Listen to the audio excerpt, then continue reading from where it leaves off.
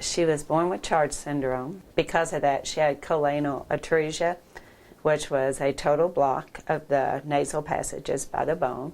So they had to recreate those and put a trach in and a feeding tube in at birth.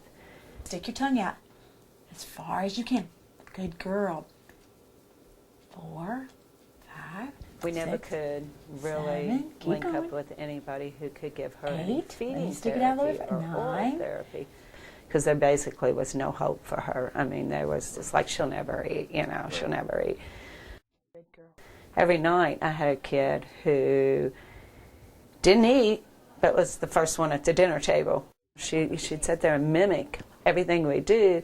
How do we get her to eat? So finally we went to our PC and we said, okay, we're at desperation. We've been on a waiting list for a long time. Where can you send us? Please send us someplace.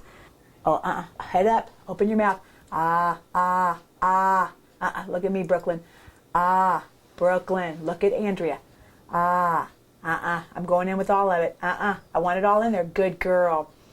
She can eat any like stage 3 baby food, any stage 2 baby food. If I take my Ninja chopper at home and I grind her up steak and put a little water in it, she can eat that steak. She can eat mashed potatoes. It is very convenient for me.